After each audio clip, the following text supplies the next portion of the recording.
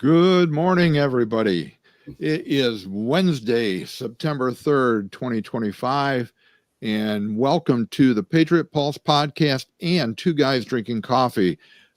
We play that intro since we kind of rebranded to the Patriot Pulse podcast and still keep Two Guys Drinking Coffee in there as well. It seemed appropriate to play the national anthem at the beginning of our podcast because how much more patriotic can you be than that to play the national anthem? But welcome everybody to the podcast today. Welcome Fred. Nice to see you online again. Oh yes, always here. And we got people jumping on here. We'll give them a shout out in a minute.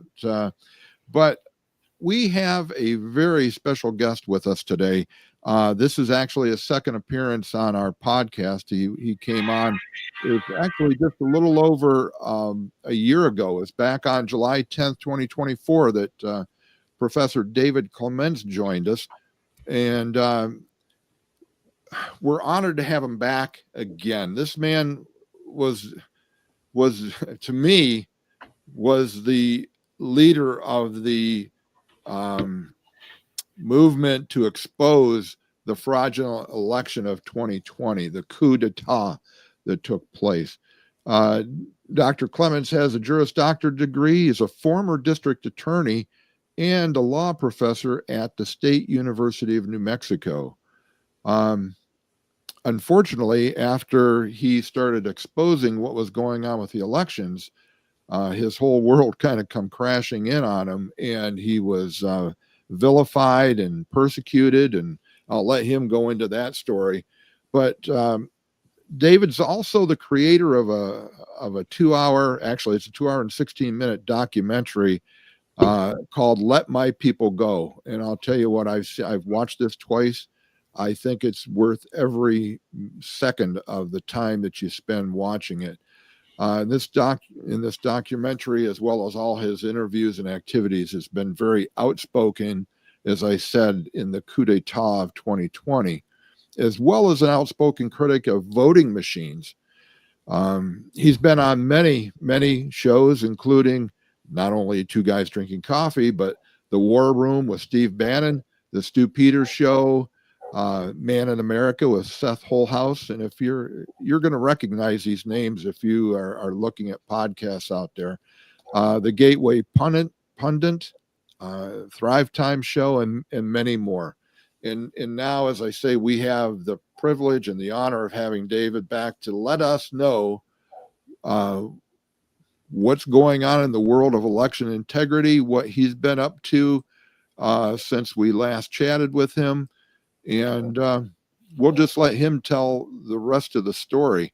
But before we get started, I just want to remind you, do a little housekeeping. We are still severely shadow banned on Facebook, as we found out this past week with another podcast I did. It's crazy. So click like, click share, help us overcome the algorithms. You can also find us. We're broadcasting live on Twitch, Twitch, Rumble, Kick, X, YouTube, and we upload to many more. So please join us and try to help us overcome the algorithm. But for right now, I want to bring on our guest today, Professor David Clements. David, good morning, my friend. Good morning, Jim. Good morning, Fred. Great to have you. It's great to have you on. As I mentioned to off screen before we started this, I mentioned to David that when we bring a guest on, we really want to have this be about them and about you, David. Is that you tell us what you want us to know, because who's better to determine what's the most important information, and we think that's you. So let's just start out. What since the last time a year ago, tell us about the world of Professor Clements for the last 15 months. Well, we're certainly sitting in a different spot than we were last time I was on the show, right? Mm-hmm. The big question mark was, is Trump going to get in? And more importantly, we need him in because we had 1,500 lives that were impacted from J6. So we had people that were clamoring to get out of jail, to get out of prison, or potentially face spending the rest of their lives in prison. Yeah. And one of my new dear friends is Captain Chris Cuney. He was a Marine that served with honor overseas. He was one of the J6ers that was at the Capitol picking up litter, telling people to pick up after themselves, trying to neutralize the bad elements of what happened there. And for his efforts, he had the largest J6 raid of all the J6ers, because this guy was a battle-hardened veteran. Yeah. And his wife was expecting, and she lost their child during the breach of their home. Mm-hmm. So I just remember hearing his story recently, where he was in prison, and his entire life is hanging on the fate of an election. Right. And so very cognizant of that. So really, as soon as Trump got in, and there's a reason why, and we can certainly dive in, why is it that Trump escaped the cheat, while people like Kerry Lake, Sam Brown, people that were up on election day, these mail-in ballots kept showing up after election day, and they couldn't quite make it to the finish line. We can talk about that, but invariably one answer to prayer, well, several, but that was a big answer to prayer, having Trump get in, because many of us needed a blanket pardon. And on the first day that he sworn in, 1,500 plus patriots were pardoned. And so I spent several days out in the freezing cold waiting outside the DC gulag for many people that I had written to, spoken with over the phone, represented as clients. And it was probably about 7 degrees outside. It was so cold, but we did not want to miss the opportunity to have a happy ending. I mean, this is the stuff that movies are made of. Like, you finally see a tangible result. And so I think after that happened, while I'm still working on elections and fortifying them, that for me kind of signaled a shift to get off of social media for a while, because I was doing interviews pretty much every day, whether it was on a show that I either co-hosted or was going on other people's podcasts. Mm-hmm. And if you've been doing that for 5 years, it's a lot, right? And I was tired of hearing the sound of my own voice. I was tired of talking about elections and voting machines, and most of it was leveraged towards doing anything to get the J6ers out. So I didn't feel like I had that burden for the first time in a very long time. Oh, that's great. And so, like Crocodile Dundee, he goes for a walkabout at the end of part one. That's one of the big things. He goes for a walkabout. Yeah. I wanted to go for a walkabout and just see if I could reconnect with the Lord on a deeper level. And so I've been working as a technical liaison for the past 8-9 months with national security experts, trying to solve the other problem, which is our rigged elections. And I'd like to think, I'm not taking credit for it, but I'd like to think that many of the executive orders that Trump has either issued or is about to issue, where he's talking about getting rid of the voting machines and getting rid of mail-in ballots and going to a single-day voting, are a byproduct of many of the things that we've worked on for years. Far smarter people than me that are have been working with ODNI and Tulsi Gabbard. And so I think the best is certainly it's to come. So that's the update, I think, over the past 14 months. Well, that's encouraging. Fred, jump in wherever you want to. I have a tendency to just keep the ball rolling. But I got a question for you on the J6ers and the pardons. Okay, I remember right after, and I can't remember which one it was. which I think she might have been out. We actually had a woman in our local area of northwestern Pennsylvania here that was in prison for a while, and they just made her life a living hell. But I can't remember if it was her or another person, said, I don't want a pardon because I'm not guilty of anything. Right. And so I'm asking you from a legal point of view, since you're a law professor and attorney, what is the alternative to a pardon? Is there like clemency? Is there something that can actually make the charges go away so that they would have never, it's like they would have never been tried and, convicted in a kangaroo court anyway? What would be the alternative to a pardon? And did she have a point there? Well, there was a pardon of innocence issued to General Michael Flynn, and I don't know how prevalent those are, but that seems to be something that would fit the bill. Look, at the end of the day, you can't stop the digital record system that shows that people were accused, they were charged, they were tried, or they pled. And it's like the old fiction where people get in trouble as young kids and they get their records expunged. And then when they're, applying for a job, somehow the boss always finds out through a background search that there was an arrest at some point. And so people need to keep that in mind. And because sometimes the application says, have you ever been arrested? And some people lie because they're sitting there going, well, I was told that you would never find this record because it was expunged.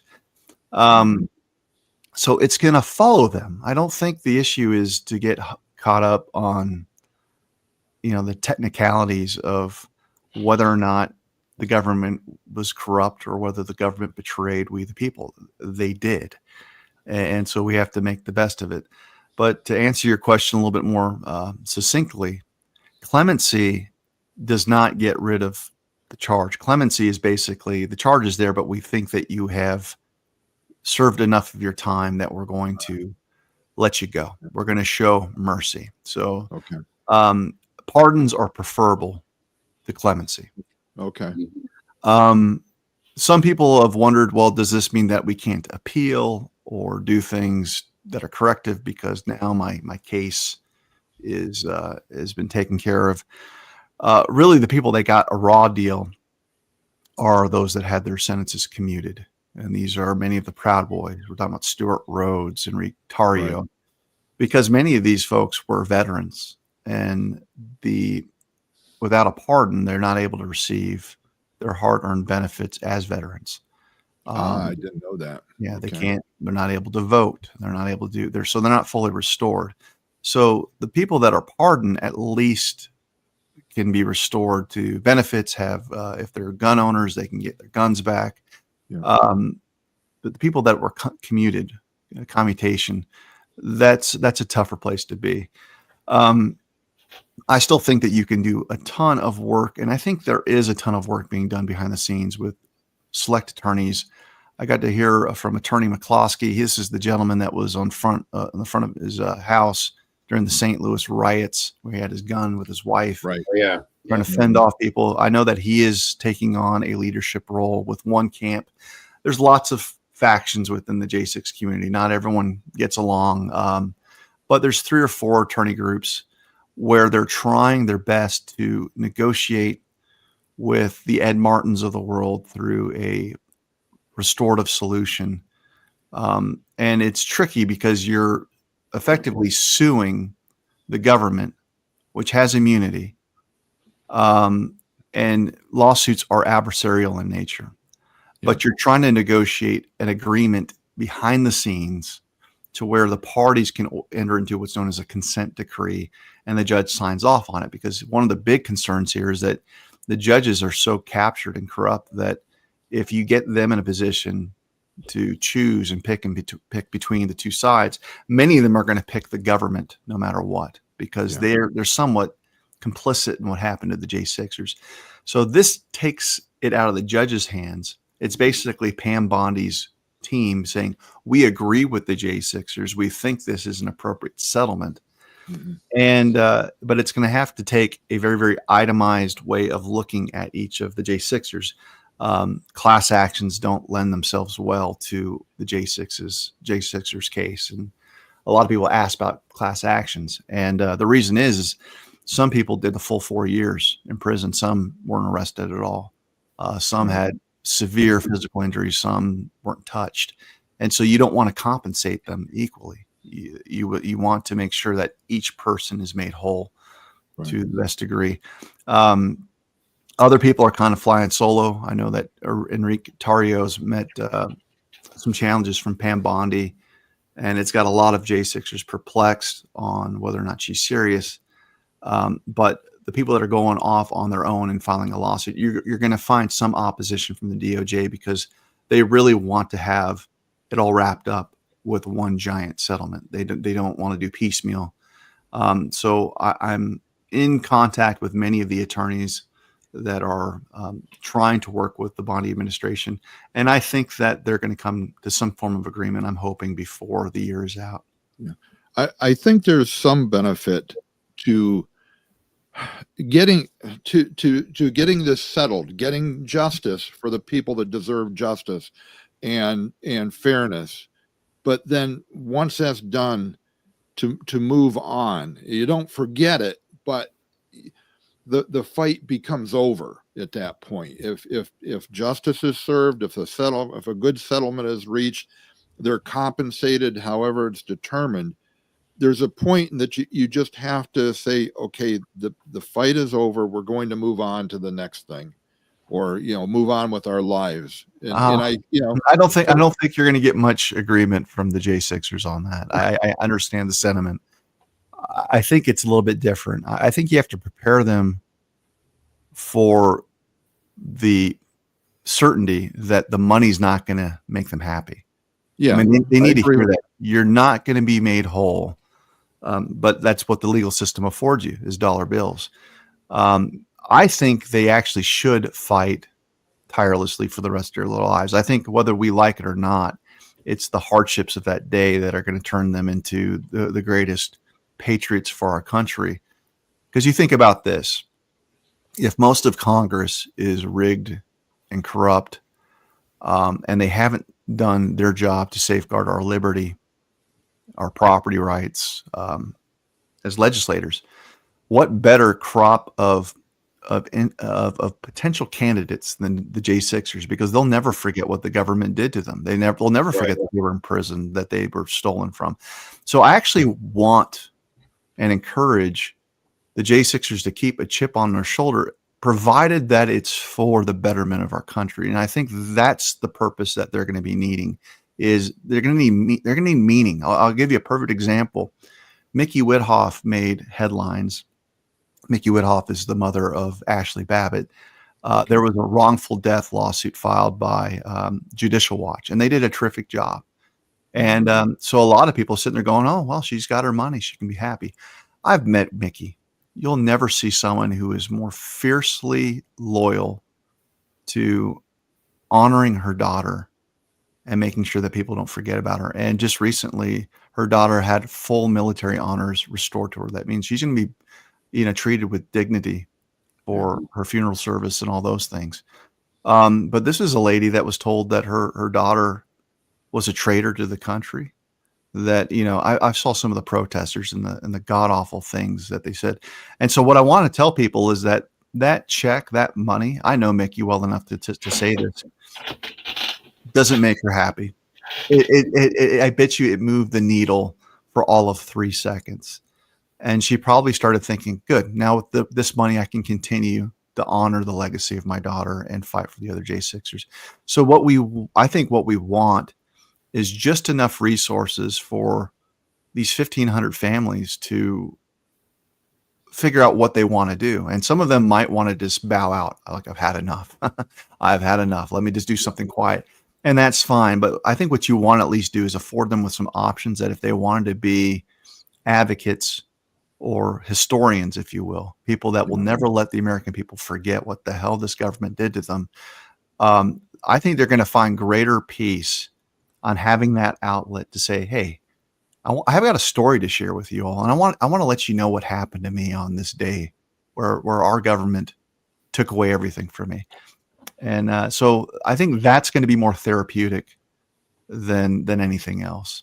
Yeah, I yeah, kind and of agree with you though, because there are some people I've heard, and I'm not 100% sure on it, that they don't even care about the pardon. They just want to be redeemed of being actually accused of it, and they don't care how long it takes to get it fixed.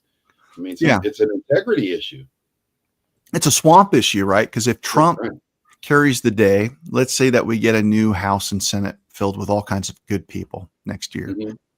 Let's say that we get the election problems sorted out in the next calendar year. Then I think history is going to remember them Mhm. differently because Trump's got the bully pulpit, the American people, but the deep state media has to be defeated because they have this giant megaphone, Exactly. and they have described the honorable Jay Sixer as something else. And there's actually a great comedy bit that I found yesterday from Jimmy Dore. He had Cornel West, very, very well known liberal spokesman, who was talking about how Trump is a fascist and all these things. And Jimmy asked him, he says, well, why is Trump a fascist but not Biden? And Right. and Cornel West said, because it was Trump and Trump's followers that tried to overthrow the government. And that's the difference. And so Jimmy Dore said something that was so clever. He's like, so you're telling me that MAGA, who most liberals refer to as a bunch of unhinged gun nuts, Right. showed up to the Capitol, and in their attempts of overthrowing the government, they forgot, what is it? What did they forget? Oh, they forgot their guns. yeah, It's like, Right. yeah, he's like, hey, Tommy, it's time to go into the Capitol. It's time to take back the House. Go ahead and hand me my my shotgun. Oh, I forgot it. I mean, that's how absurd this is. It's just Yeah, a it is. creation of the media. But I think we've got 3.5 years to continue to set the records straight. And what I am encouraged about is that Trump is signaling on so many different levels of justice. There's been a hard pivot on the jab, which has got a lot of people singing his praises. He's got the elections in the crosshairs, and then he's doing all kinds of very, very interesting things that are head scratchers for anyone with eyes to see, like the deployment of 600 JAG Corps attorneys to help with immigration. yep, I saw that. 20 that were sworn in to help in DC. And I'm here to tell you that doesn't make sense at all unless you've got some other plans or designs. You don't take people that are trained very, very specifically to get into a specialized niche of immigration law or petty crime in DC. I mean, the pretext of sending them there to help Jeanine Pirro, who's understaffed. I'm just telling you right now, there are many third-year law students that are desperate for jobs right out of law school. And that's exactly who you would hire with a hiring shortage to do vagrancy, criminal trespass, things like that in DC. You don't need experienced JAG attorneys that are specialized. So I think there is a staging that's taking place that is far, far more. There's something very, very important going on right now, and I'm here for all of it. I'm here to watch it all, and so I'm actually very encouraged that Trump is moving much more quickly than people realize. He just doesn't telegraph what he's doing Right. to people. People need to know stuff like this because all the media does is constantly pumped that the January 6ers were terrorists that tried to take over the government. And every liberal you talk to, that's the first thing they throw in your face is the J6 situation. Mm-hmm. Tom did ask a good question here. I'll put it on the screen. The Capitol policeman that shot and killed Ashley Babbitt, an unarmed woman, I should say. Yes. They almost in that community, first of all, they protected him, and second of all, they some people on the opposition side almost made him a folk hero, but nothing was ever done. He's never been brought to justice that I know of.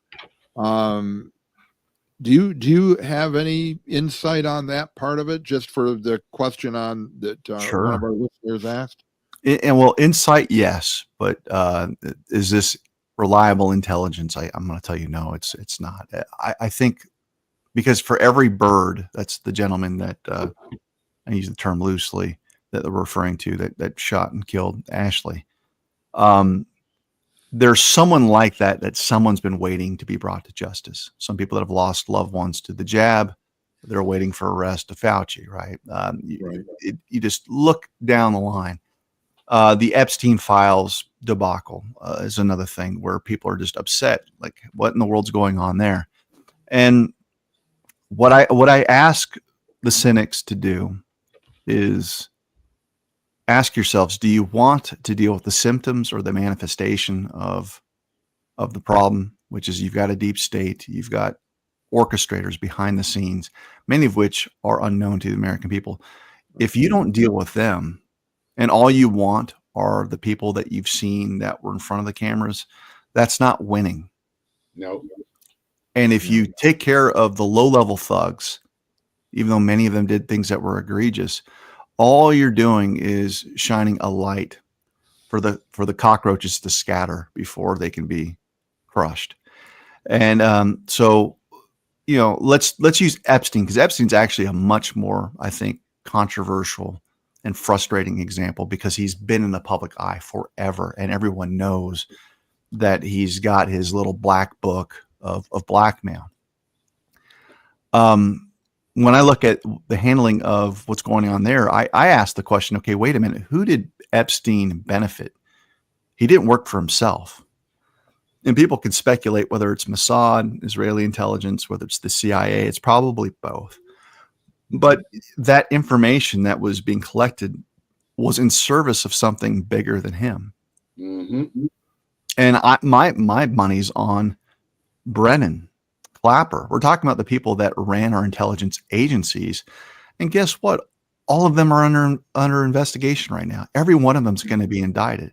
So I don't think Trump is interested in. So when he says, "Oh, you guys are talking about Epstein," one, he's trying to actually take the pulse of the American people. I think he knows why they're outraged and pissed. And he's really good at playing kind of what I call the stupid ass ignorant game. Like, he's just not, why is everyone upset about this? He knows why you're upset. Yeah. But the reason why he's diminishing it like it's not a big deal is that in his mind, it's not. Because the big deal are the people that were using the Epsteins of the world, the Diddies of the world, to blackmail the majority. He wants their scalps nailed to the wall. And so everyone's going to find their place, but you've got to have a beautiful symphony, is what I call it, of military and civilian justice. And some of the defendants that need to be tried, they do not need to be tried in a civilian court. Nope. Guantanamo. It's got to be military. Yeah. You don't bring Brennan, the guy that was one of the chief architects of the soft power coup against Trump. It's not appropriate for him to be brought before a civilian jury because he committed treason. Mm-hmm. And so you want to pick the landscape that's the best fit for the crime. And if you've committed treason, you don't want a jury of your peers. If you're a prosecutor, you don't want this to be about rights. You don't want this to be about due process. You want a tribunal where you've got a panel of 5 individuals that their biggest concern is national security. You don't need a unanimous verdict. You just need a majority. So all you need are 3 voices, where the outcome is pretty much guaranteed before you step in the door. And there are at least 100, maybe 1,000 people that fit the bill easily that have committed treason. So James Comey's another one. Yeah. Merrick Garland. We're talking about the people that were really pulling strings. Barack Obama. Absolutely. Hillary Clinton. So Byrd is in the mix, but he's not at the top pulling the strings. He's another puppet. He's another puppet who, for narrative purposes, was honored like a hero, just like Ruby Freeman and Shay Moss, the gals that were rescanning ballots in the dark of night in Fulton County. They were awarded with the Medal of Freedom. Think about this, the most prestigious honor you can be given as a civilian for cheating. For being a traitor. Yeah, for being a traitor. And look at and poor Rudy Giuliani, the guy that just barely survived this car accident that happened recently. We got the news that he's going to be honored by the president, long overdue.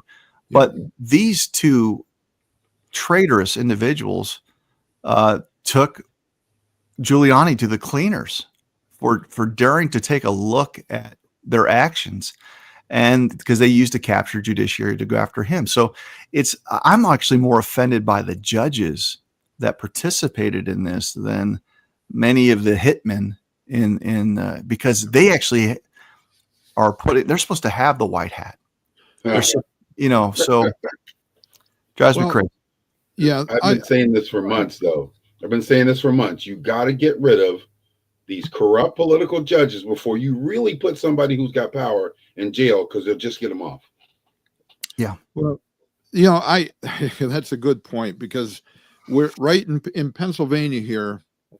We are right in the middle of a battle to oust 3 corrupt Democrat judges off the Pennsylvania Supreme Court. They're coming up for retention in Pennsylvania. And these 3 were some of the leaders of the steal in Pennsylvania.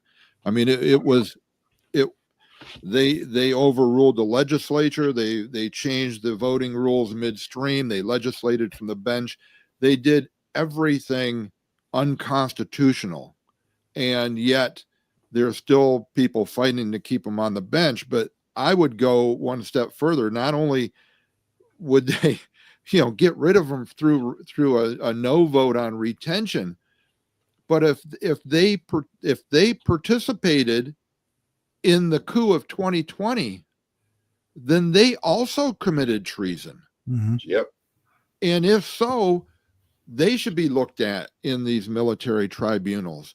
I know nothing about the legal system, really. Explain to our viewers, and for people that came in late, we're talking to Professor David Clements, who has been a freedom fighter and a fighter for election integrity and for the rights of people that have been persecuted by the federal government over the last 4 years. But David, explain for our listeners the steps to bring somebody before a tribunal as opposed to a trial. Who makes that decision, and how do you get them to that point? And do we even know about it? If these tribunals are going on, are they going on behind the scenes in secret? Okay, so you have to understand that under the UCMJ, it's a completely separate legal system because the purview of our military is to keep our nation safe. So we typically see it in a foreign element. So you've got enemy combatants overseas. And so where people get very, very confused here is that we're talking about a domestic form of treason, which has never really been litigated. And so, but the legal requirements for the military to take hold and take jurisdiction is going to be different than what you would see in a civilian court system. The things that you're looking for in American jurisprudence for Article 2 power to be effectuated by Trump. Article 2. So you got 3 articles that cover the different branches. Mm-hmm. And what you have to understand is that because you've got usurpers that have been selected and effectively taken over Congress, but they're not legitimate, not by our votes anyway, that they aren't going to work in concert with the president. They're going to defy him. And that's what we see every day. Same thing with the judiciary to some degree, because these selected politicians are the ones that are on many of the advice and consent committees that nominate and approve certain judges. And you're just not going to let a judge through that's not going to do your bidding one day. So there's a whole level of kayfabe, like what they do with professional wrestlers. They put on an act, they seem outraged, but whenever you look at the needle, Whatever votes are cast, it's always in favor of the uniparty. Whatever decisions made, it's rarely in the interest of we the people. So Yep. it's in that scenario, what power does the president have? Because there's a case called the Youngstown Steel decision, which lays out the president's war powers. And what the opinion says is that the president's power is at its peak when he's got the backing of Congress. And when they are silent, he's in this area of twilight. He can still act, but there better be imminence. There better be an imminent danger, or the courts aren't going to look favorably at his action. And so I'm sitting there going, well, we all know that they're not going to work with him. Right. John Thune hasn't even been able to get recess appointments done. So what hope does Trump have in counting on them? Because we're told in the same decision that without their help, he's at his lowest ebb of power, which means he can only act under his Article 2 powers.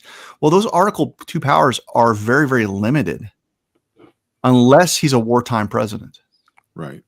Now, if he's a wartime president, they are immense. And there are videos of Trump saying over and over again, Article 2, I'm a wartime president. No one wants to believe him because they don't understand this is an information war.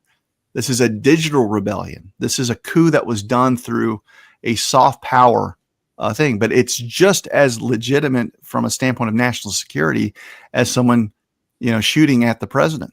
And in fact, they have, right? And we've got the real physical assassination attempts. Right here in Pennsylvania. So you have, so keeping that in mind, what is it that the military, our generals, would have to see? Outside of Pam Bondi, this isn't about them having a referral. We have generals that are tasked with protecting the nation. I would say that an assassination attempt against the president would merit a trigger. I would say that the unleashing of a bioweapon out of the Wuhan labs to murder U.S. citizens is something that the military would be interested in. I would think that the wholesale subversion of our elections going back decades would be something that would rise to the level. And the things that you're looking for are either invasion or rebellion. And with an invasion or rebellion, the Insurrection Act can be invoked. I do not believe that it has to be invoked publicly to alert the enemies that they are under the potential microscope of the military. And I think that's probably what we're seeing right now with JAGs being sent to this place, JAGs sent over to this place. You defeat the enemy first, and then you worry about, the cameras and everything else when you're in a tribunal setting.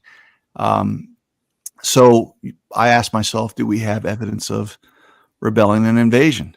And of course, we've got invasion at the southern border, 15, 20 million people. Sure. And so a lot of people are focusing on the 600 JAG officers helping with immigration, probably thinking in terms of this is all about immigration enforcement. Let's get people deported. I don't believe that for a second. And so I'll give you one insight that I've got that I think the president's paying attention to is that when illegals come over the border, many of them want to secure jobs. Many of them need a driver's license. Many of them go to the DMV. And they know when they're being helped and brought across the border that the DMV will not investigate the status of their citizenship. In fact, there are laws that prohibit them from doing the DMV people from doing that. And under the motor voter law, Bill Clinton signed into law in the 1990s, people that do DMV business are automatically added to the voter rolls. So you've got millions and millions of illegal invaders that have been added to our voter rolls. Wow. Now think about this. These people don't show up to vote. They're not voting. So people just stop with the idea that illegals are coming and voting. They're not. They don't have to. There's an ID number associated with the illegal invader. Yeah. And a fake ballot is generated in their name. And people from NGOs that are funded through USAID and all kinds of other corrupt money laundering practices can print up tens of thousands, millions of these fraudulent ballots in the name of people that have the ID number. So these are real ballots but they're fraudulently derived, placed into drop boxes, and they're swinging elections in the vast majority of competitive swing states. So you're looking at a invasion that's physical, but you're also seeing a digital invasion that has completely thrown our elections into disarray. And you're seeing a rebellion, because this is not only a rebellion through globalist invaders across the border, there is a electorate or a selectorate that enabled all of it, because they know that the way that they can protect their positions of power are to ensure that there's no meaningful enforcement. Because if you ever had an honest election, 90% of the people that are there would be kicked out of office. They don't want honest elections. They actually love the fact that we are having our influence be dissipated into more of a globalist new world order type existence. And that's on both sides of the aisle. I mean, Republicans are not immune from this corruption by any stretch of the imagination. They're worse, Jim. They're worse. They're worse. Okay. They're worse, because at least with Democrats, they are what they appear. Okay. Yeah. They're right out there. I think there's something way more disgusting and disturbing and sickening about someone that will lie to your face about sharing your values only to sell you out. And I think that is the problem with the Republican Party, is that they are a much more crafty, talented type of sociopath, where at least Bernie Sanders and AOC, you can see them a mile away. Their socialism is on their lips. We've got like Dan Crenshaw and a bunch of people that, act like they're patriots, and they're protecting the uniparty, the war machines, just as much as anyone on the radical left. So, yeah. So we do have a lot of listeners on our show that do believe that there are things going on in the background.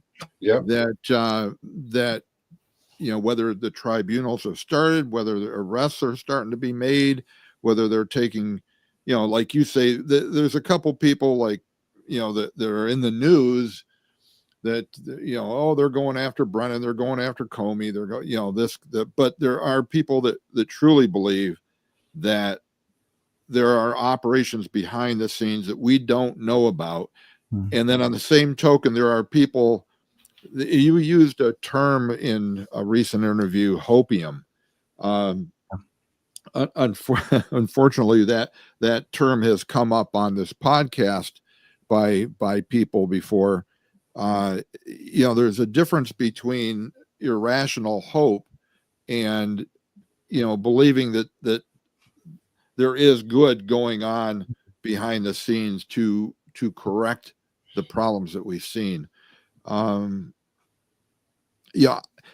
for that, you can accuse me of quote unquote hopium, and I apologize for doing the air fingers quote, but if I don't have hope, then I have nothing.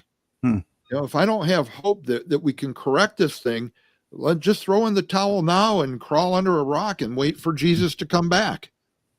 Yeah, well, I put out a video on this very topic. Look, I feel like I have earned my opinion, and no one should accuse me of hopium, given what my family's gone through. Definitely. Okay, so I am such a ardent realist when it comes to how rigged our elections are, yet I've got optimism. I can diagnose what we saw in November, and I truly feel I understand how Trump got in where others didn't. And this whole time, so I look at this from a standpoint as I'm a former prosecutor.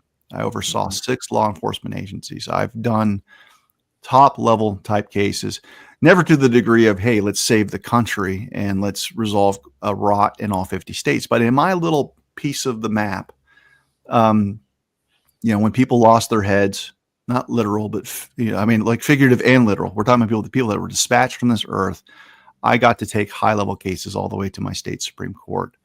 And so I don't approach this from a standpoint of wishful thinking. I'm sitting there going, the toolkit that the president has is far greater than anyone else. He's the commander in chief. Yeah. So what he has at his disposal, mere mortals like myself, like you, like your listeners, the jaded, cynical ones, you have no understanding of the power that he has. And so the question is you know, I'm not talking about you, Jim, but I'm saying that I see this, especially with really intelligent people. And I compare it to the character in Lord of the Rings called Denethor. He was a steward of Gondor. They were waiting for the king, but the king hadn't been there in generation after generation after generation. And he had this thing called a palantir. It's a seeing stone. But the seeing stone was something that was actually a gift from the enemy. And so when he looked into the seeing stone, he could see all of the movements along the border. He could see all of the corruption. He could see whatever the Lord of Darkness put in his little crystal ball. And so what it did is it made him proud in the sense that he knew how bad things were, but it deprived him of any hope, any optimism. And so by the time there's this historic battle in the books, he'd already given up because all he was looking at was what the enemy was putting in front of him. And he was blind to the plans of God Almighty. He was blind to the quest of the ring and all the characters. And that's a fiction, but I see a lot of people in this movement that can't stand the optimism that you bring and that I bring, as they've got their little seeing stones and they're staring at their phones. Their seeing stone is this. And they're told one thing from the mainstream lying media every single day on how futile it is. And I'm sitting there going, okay, you know, you can do that if you want, but I'm telling you right now, mark it, put it in your book, diary entry for the day. Trump he cannot both be a genius and aloof. This drives me crazy. How they think he's so genius on the one hand when it suits them, playing 5D chess, you know, changing the skyline in New York City against every type of bureaucratic element that you can imagine, amassing a fortune early in his life, to survive the swamp, to defy all odds and win a third election to get back into the White House. He won the second one too. Yeah. I'm sitting there going, do you think that you just do that by luck? Do you really know how hard it is to win even a dog catcher's race in your backyard with how rigged these things are? Yet this man could circumvent all of the willpower of the deep state, become the commander in chief, and he's back in the White House after multiple attempts to kill him. Every single trial that brought charges against him, both criminal and civil, they're making their way up through the Court of Appeals. You notice how they're all being dismissed? Sure. Yep. Okay, you can sit there and say, okay, what do we account for that? Luck? That he's Teflon Don and he escapes every single lawsuit, every single charge, the rigged apparatus is there, and yet he's there. So it leads you to two conclusions. And the people that stare at their little cell phone Palantir are sitting there going, well, he must be part of the New World Order. He must be part of the swamp. And I'm sitting there going, a swamp that tries to kill him, a swamp that hates everything that he messages. No, I think every once in a while you've got someone that has been divinely appointed by God to carry out a task. Mm-hmm. And Trump is the Lincoln, he is the Washington of this great epoch in history. Mm-hmm. And so for all the cynics out there, you can hold on to your cynicism, but in the next calendar year, you're going to see people suffer the consequences. And we're talking about in a very, very real and meaningful way. And if I'm wrong, our country's done. And that's why I can say this. If I'm not right, this experiment that we call the Republic is over. And I have every confidence that Trump wants to protect his legacy and save the Republic before, he's pushing 80 years old before he pushes now off. I know why. Now I know why they want to get rid of voter ID, because after what you just said, it makes 100%. You know, I got all the liberals coming out saying, oh, he wants to get make people have voter ID because poor people can't get it. I was poor. I lived in the project. I had an ID in 6th grade. Don't tell me you can't get an ID. Mhm. Don't say that poor black people can't get IDs. I had one in 6th grade. You get one, you can't buy anything. You can't get anything from a store. You can't buy alcohol. You can't buy paint. You can't buy anything without ID. That's such a hogwash that by doing this, you eliminate these illegal votes. They can't do it by mail. They can't just mail it in and vote for themselves. Mhm. Yeah. Makes a lot of sense. Here's another question from one of our listeners, Tom. Do you not believe, or however you want to say it, they will have to rescind? Well, is there any chance of rescinding the amendment that is 23rd, whatever it was, to make available for Trump to run again? Is there any remote chance of that? Nah. Okay, so there's a couple things that my lawyer brain is interested in. Yes, he ran 3 times, but he won officially. He was sworn in twice. Yeah. So some people might look at a reading that the 2 terms only applies to consecutive terms. I don't necessarily agree with that. I think that the intention and the spirit was you get your 2 terms and you're done. Yeah. But there is a argument that could be made that he did not serve consecutive terms, and so this would be, if he chooses to run, would be a consecutive term. You don't have to change the law. I don't really hold that position. At least I haven't historically. I'm open for anything now that I love the man and I want him to win and I want him to right the ship. So yeah, I believe that there would have to be some amendment revision legally for Trump to enter into a 2028 race. And I hope that he does it. I mean, I'm just going to tell you right now, I hope that he does, because even though he's older, he works harder than anyone. His cognitive faculties are amazing. He does circles around everyone else in his administration. We're talking about people that are half his age. And I'm not certain that I've seen a bench that can take his victories and what he's done, both on tariffs, on bringing people to peace resolutions. There's just no one else like him. And for a lot of people that are clamoring for JD Vance, I'm not sold on JD. I think the reason why I go along with JD is because Trump picked him. But in and of himself, I've been really wrestling with what is it about Trump that creates this intense loyalty. It's that I see him in the arena fighting for me. Mm-hmm. And so he is a kingmaker to the degree that he says that someone's great and we all celebrate. And as soon as he's done with someone, we're done with them. And you think about that power. So I can't help but think much of JD's love for MAGA is nothing more than the fact that Trump deemed to make him the vice president in and of himself. I'm just talking about, just take a step back. Do you have the same intense loyalty for a JD if it wasn't just for Trump's selection of him to be the VP? Right. And if something happened to Trump and we were left with JD, the leader, the commander in chief, I don't think I'd be all that enthused. So I'm kind of processing out loud, letting people know. I could be wrong. He could grow into the role, but there are certain people that inspire me to the degree that I am. It's like, I know that.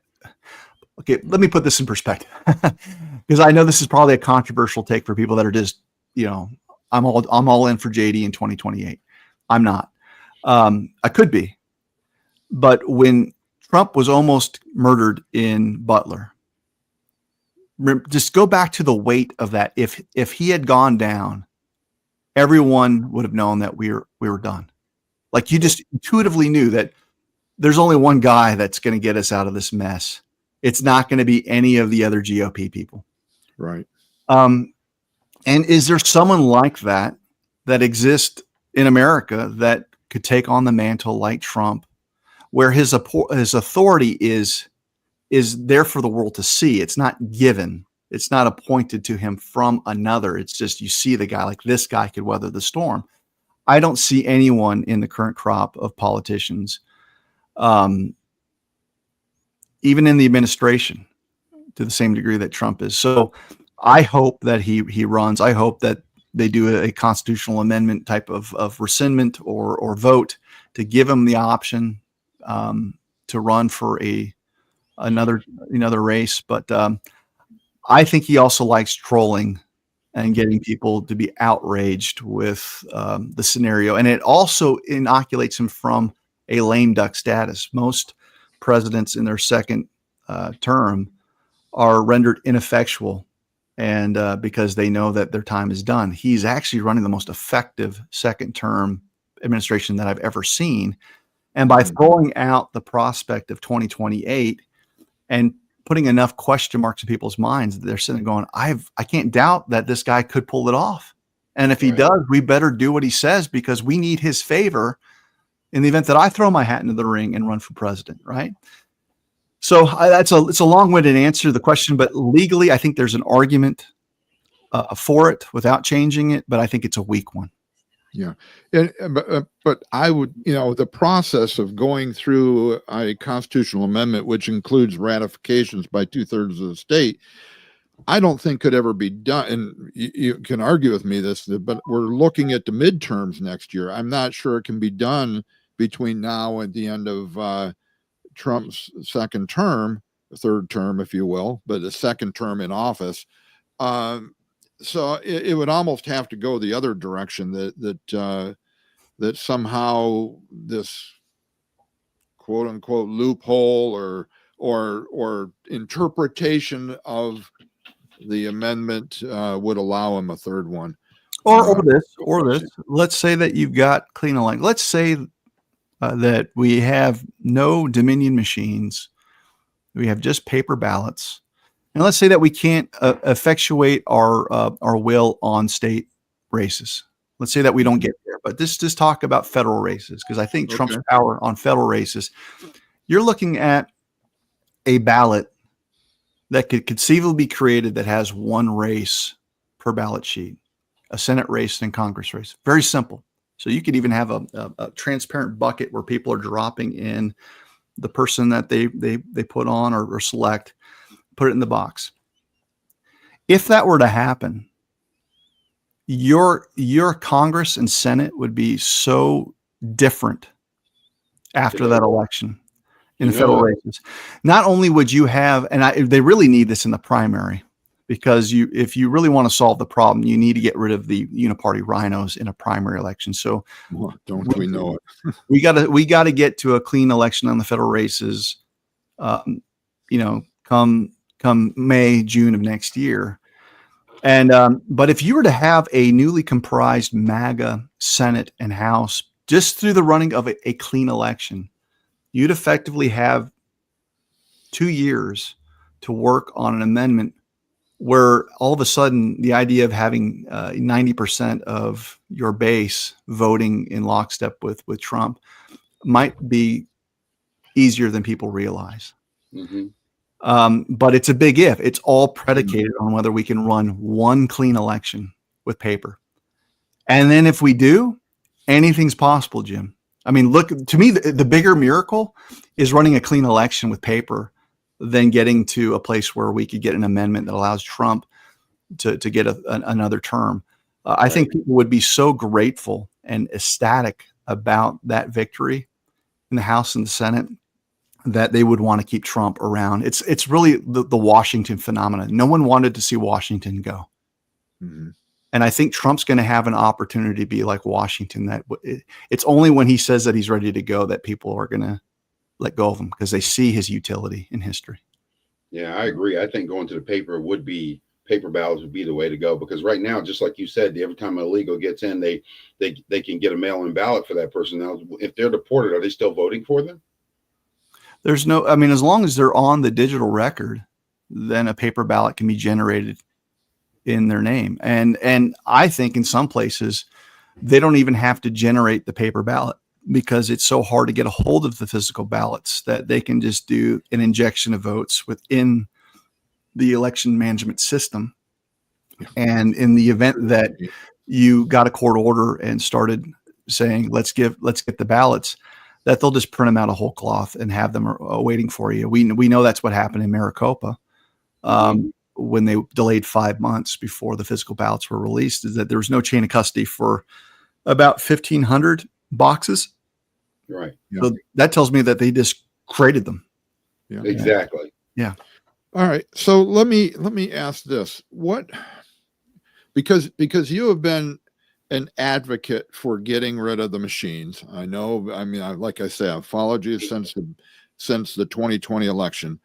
And going back to paper ballots, getting rid of mail-in ballots, all that. The long story short, how do we affect that? How do we make that change with all the corruption that's in the government that is running the circus?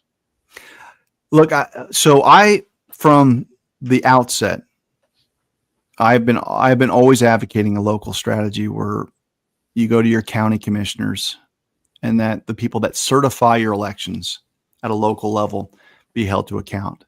There you go. So there's got to be 3,147 what we call canvassing boards. These are the people that get a report from the clerk. In most places, the clerk usually pats themselves on the back saying these are the numbers. And usually there's 12 days after an election for this canvassing board to certify and rubber stamp what the clerk shows them. And at that point, your results are certified. Now they send off the results to the Secretary of State.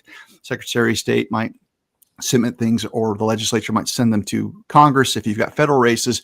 But it all starts with that local certifying board. And one of the biggest things that I've been pushing for is that, this is not a one-way ratchet. To certify something is a yes/no vote. And if something's fraudulent, you should have canvassing boards across the country that are willing to say no if they can't answer how the votes were counted. And none of them can. None of them read code. None of them understand what's going on in those black box devices. Yeah. So our role is to leverage and lean on them all the time. And that was basically my message in Let My People Go, is that we can control that, but they've got to feel it. Now, with Trump, he is the top-down approach, which everyone cuts both ways. Because if you're relying on Trump, you're in a passive mode where you're just watching him save us, save us, save us. You do everything. It's got to be a combination of millions of Americans that are so pissed off with the system that they're willing to administer our elections, count the votes, count the paper. And so I think that the best strategy now is to let Trump issue the executive orders from his Article 2 national security power, bypassing the corrupt Congress. And he ties all funding from HAVA, Help America Vote Act. Every state depends on billions of dollars of funding to run the elections. And when they realize that he can say, nope, unless you comply with these executive orders, which are harmonized with HAVA, with the Voter Registration Act, with FSMA, which is the big one, which determines whether or not our elections are secure from a national critical infrastructure standpoint. They're not. He has tremendous power where he can sit there and say, you're not going to get a dime. What's going to happen? You're going to have all these states clamoring for that money in a panic because they're used to the big federal largesse budget to run their elections. And it's effectively him telling Scott Bessent at the Treasury, don't you disperse a penny until these people get their act together with elections. Right. And so you've got, our job is to prepare the clerks saying this is going to happen. And if you don't comply, you're setting up a scenario where the National Guard is going to be running and administering our elections, not you. So why don't you get ahead of it?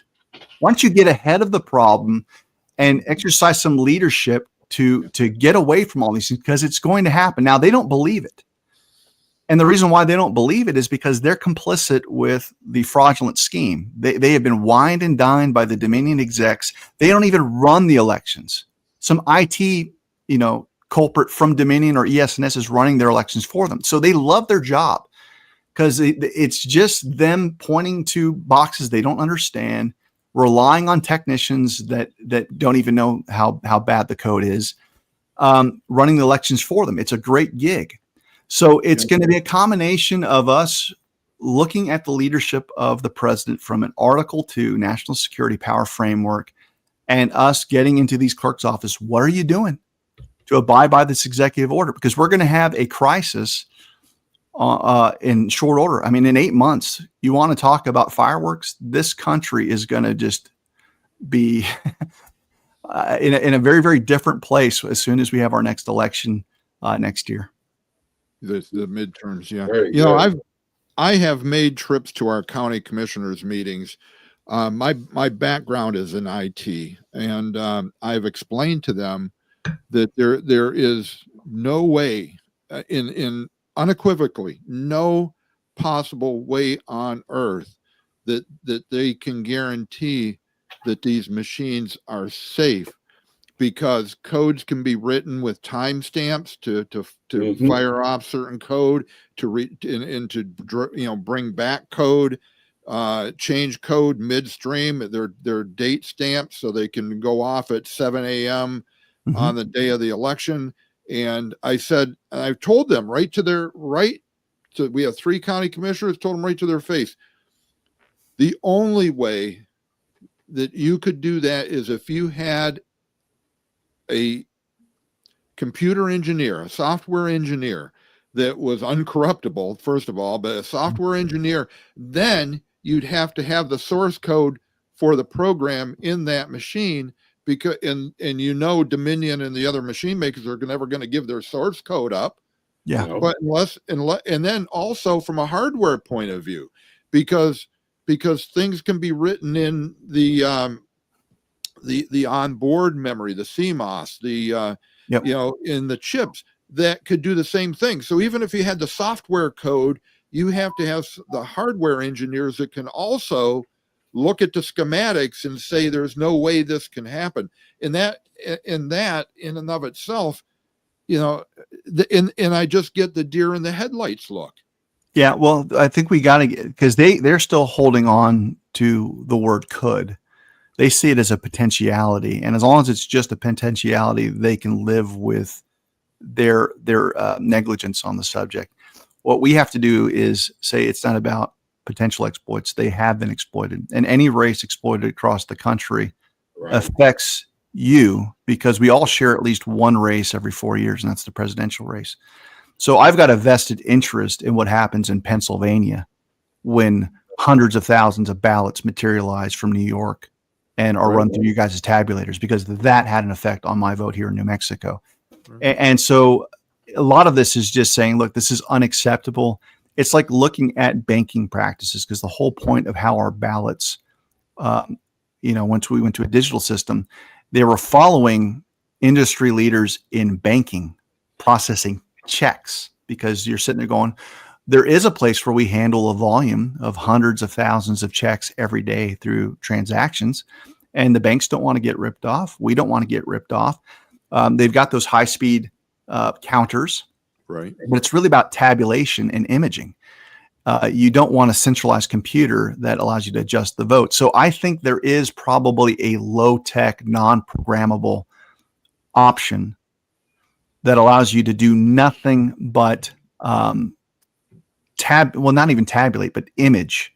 So there's a public record, just like you would want to have something that you could put online and let people check their votes.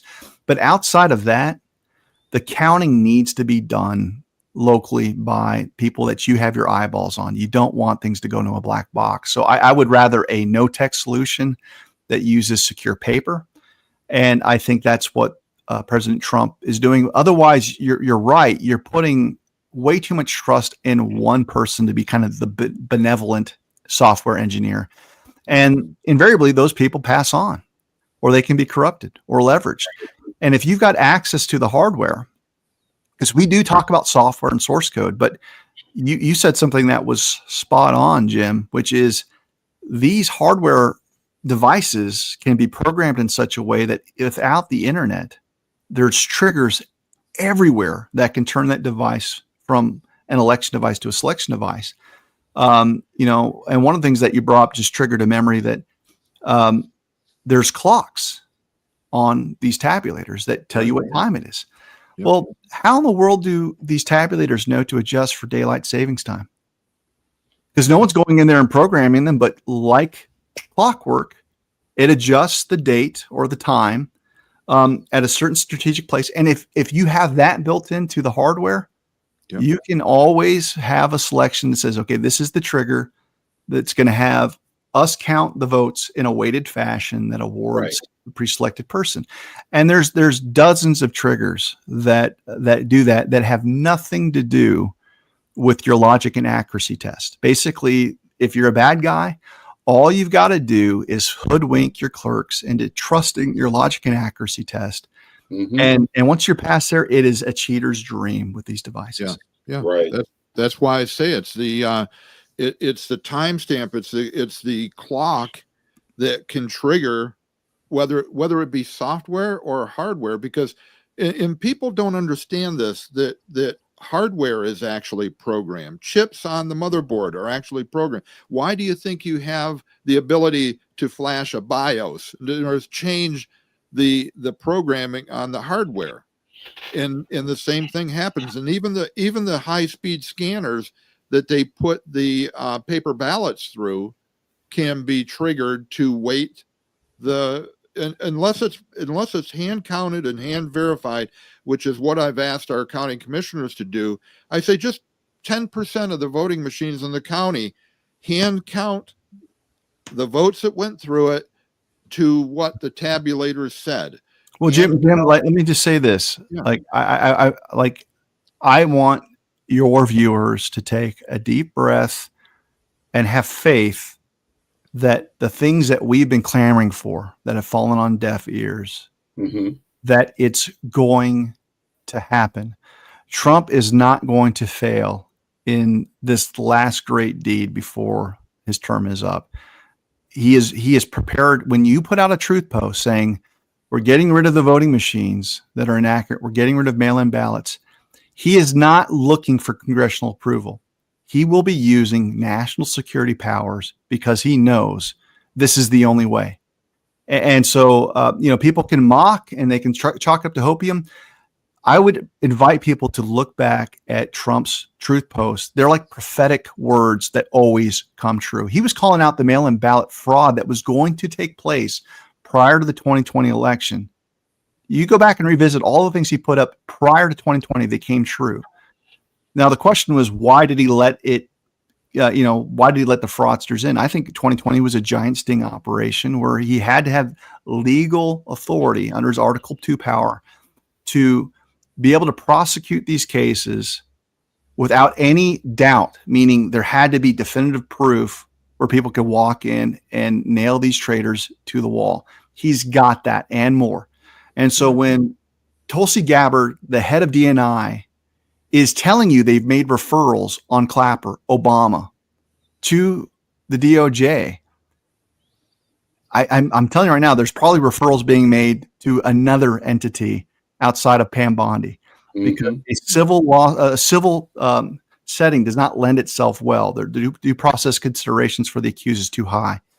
Trump's not going to put his fortunes or his fate in the hands of a civilian prosecutor. It's going to be military. It's going to be both. Military. Yeah. Mm-hmm. It's going to be both. So I'm confident. And if I'm the biggest fool, I'll bring me back on next year. Either we're going to be celebrating the aftermath of a primary, or people can say, Clements, you hopium-filled fool. I don't think we've got another choice other than Trump is all in. And we're talking about a guy that they're trying to kill actively. Yeah. He knows this. So I think that we're going to see the greatest victory in recent memory. We're talking about this is Lincoln-like. This is revolution times all over again. I have faith. Maybe it's misplaced, but I believe that we're going to have clean elections for the first time in 30 years plus in this country in the midterms. Mm-hmm. Boy, I'll tell you what, I want to take your optimism to the bank. I I am admittedly kind of show me what's going on. I hope for this to be right, but I need to see it. That type of a person. It's just hardwired into me.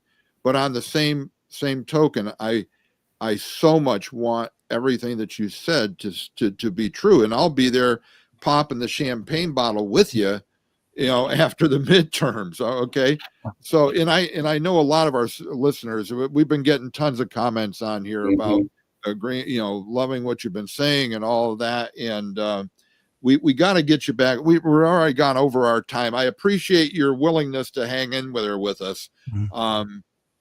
But I also am sensitive to the time for our listeners too, because there are a lot of listeners that hang in with us right to the very end, and we make them late too.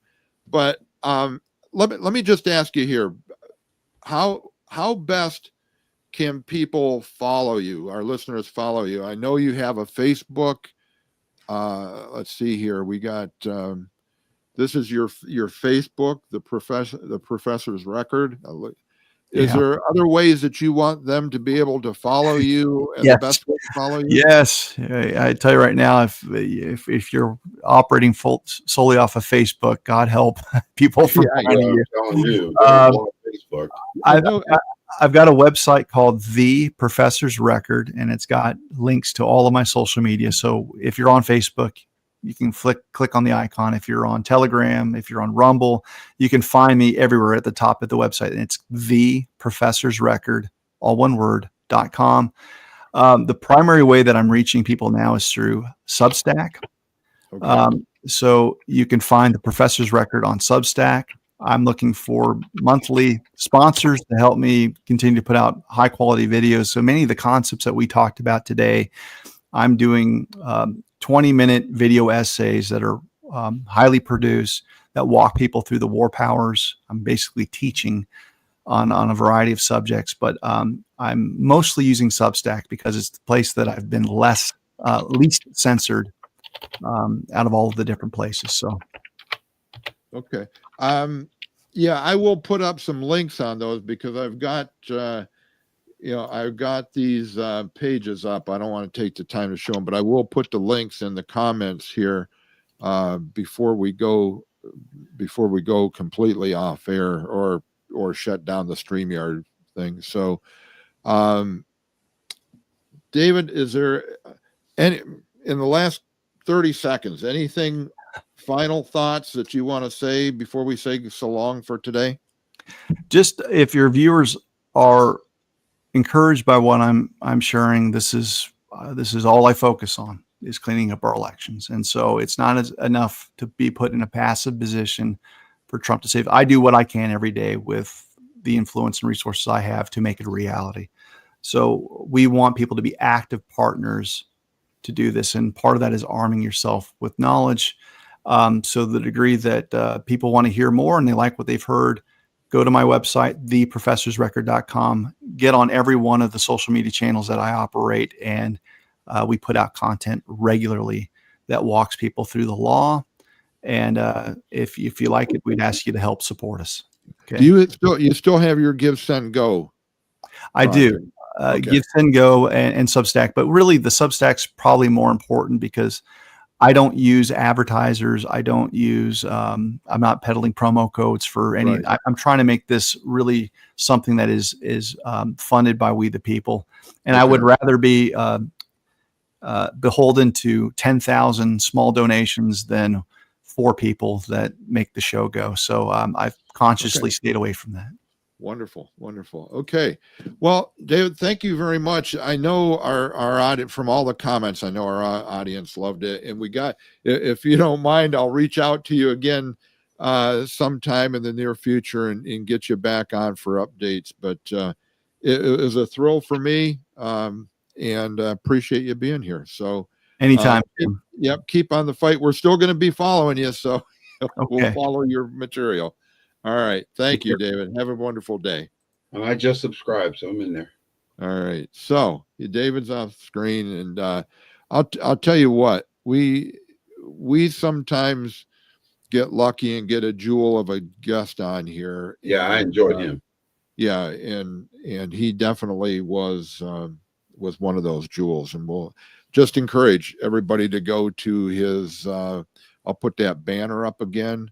The professor's record, professors plural, or not plural, but And possessor. no Jim M. That whole podcast. Where's he at? I don't know. He wasn't. If he was listening, he didn't make any comments. So He made no comments the entire time. I forgot to do this, Fred. I should have done this before we let him go to pray him You out should of have here. But prayed. he doesn't have to be on online here with us to lift him up in prayer. God hears him whether David's with us right here or not. So as you pray us out of here today, Fred, which I know you will, I'm not even asking anymore. I'm just expecting it. Would you hold David and all his work up in prayer too? So go ahead, my friend. Thank you, Lord, for this day, Lord. I just ask, Lord, you definitely will put your hands on this man, put a hedge of protection around him, Lord. And I pray that like I always do, Lord, I pray that you would bring the darkness to the light, Lord. And I pray that a lot of the stuff that we discussed today would be true, that you do have I know you have your hand in this situation and you have a plan. And I pray that these people are going to be exposed for the evil that they're doing. And I ask, Lord, that you would bless everybody that was listening, that people would go and research for themselves and find out the truth, Lord, and bless everyone that's watching. In Jesus' name, amen. Amen. Thank you, Fred. Appreciate it. And thank you all to have that tuned into us today. If you came in late, which I saw some people did, I urge you to go back and listen to this later, right from the very beginning, because he shared a ton of information that I think is vital. And it also, I think, gives us reason to be optimistic about the midterms, about what Trump's doing, about the future of our country. I agree with him wholeheartedly. And we bring we always have in our notes here, we need people to be engaged in politics. People that say, I don't want to get involved. I hate politics. I don't like doing. Well, listen, if you don't engage, if you don't become part of the process, then the evil actors are going to run over us like a steamroller. Exactly. So one by one, maybe we don't have a lot of power, but if you get thousands of us, millions of us together, then we make a difference in this country, in our towns, our counties, our states, in the country, and even the world. We can do it, but we have to be active. So get off your sofas and do something. I like that. All right. I guess that's it for today, Fred. We can sign off now and wish everybody out there a wonderful day. Believe it or not, in Bradford, Pennsylvania, it's supposed to be sunny and 78 today. Holy mackerel. So wherever you are, we hope you have a wonderful day. And above all, we want you to be blessed. And be a blessing to others. All right, great. Nice seeing everybody.